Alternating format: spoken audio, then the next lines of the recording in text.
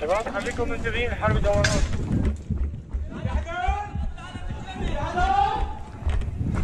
دفاع مدني في عدو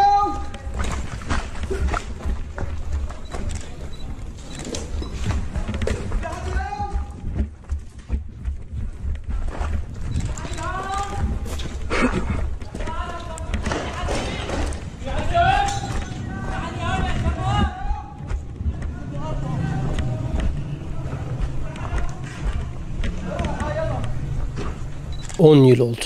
Her şey 15 Mart 2011'de başlamıştı.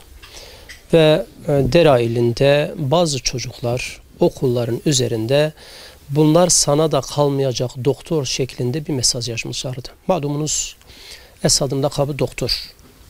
Ve o çocuklara karşı çok ağır işkenceler olmuş.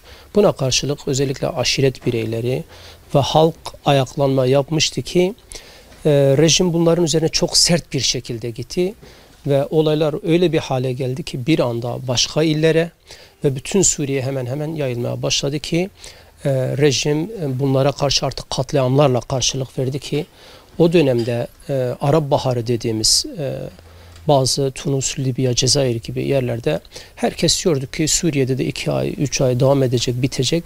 Fakat öngörüsü olanlar hatırlıyorum birçok yorumcu şunu söylüyordu. Suriye öyle bir denklemde yer ediniyor ki en erken 10 yıl sürecek diye bazı tabirler, bazı yorumlar yapılıyordu. Aslında bu bazı kesimlerce uçuk, ütopik görünüyordu. Fakat demin ifade ettiğiniz gibi 10 yıl oldu. Hala bu savaş duruyor. Hala kaos doğuruyor ve hala bir mutabakat sağlanmamış durumda. Tabii bunun altyapısında gerek yüz binlerce insan katledildi. Milyonlarca insan mülteci oldu. Kadınlar, çocuklar, ihtiyarlar hala dramlar yaşıyoruz ki birebir özellikle burada onlarla yaşıyoruz. Her birinin bir hikayesi vardır ve maalesef bunlar bitmemiş durumdadır. Tabii bunun bazı gerekçeleri vardır, bazı nedenleri vardır ki özellikle şunu söyleyebiliriz.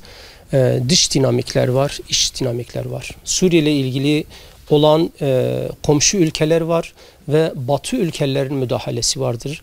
Savaşın bitmemesinin temel noktasında bütün bu devletlerin Suriye üzerinde kendi çıkarlarını, kendi menfaatlerini edinmek adına Suriye'ye müdahil olmalarıdır. Tabii iç dinamiklerden bahsederken özellikle komşu ülkeler zaman zaman bu zararın onlara dokunmasıyla birlikte bazı süreçler başlattılar. Gerek Soçi'de, gerek Astana'da, gerek Cenevre'de Türkiye, İran, Rusya'nın bir araya geldiğini malumunuz ve bazı adımlar atılmak istendiği, bazı ateşkesler, bazı mutabakatlar sağlanmaya çalışıldı.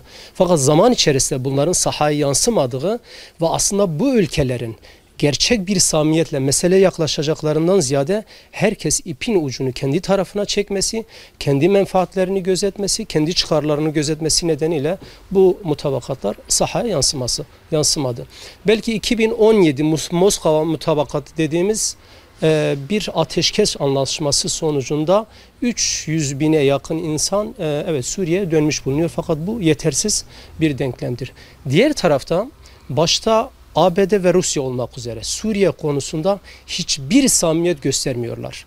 Ve ilgili olan ülkelerle olan politikalarında da Suriye konusunda samimi değiller. Belki Türkiye bazında biz bunu değerlendirdiğimizde özellikle 2019'da ABD ve Türkiye arasında yapılan anlaşmada YPG ve PKK'nın Türkiye sınırlarından 30 kilometre içeriye alınacağını ve sınırın güvenli bölge haline gelineceğini biliyorsunuz Türkiye ile bir anlaşma yapmışlardı. Fakat neticede bunların yaşanmadığını biz gördük.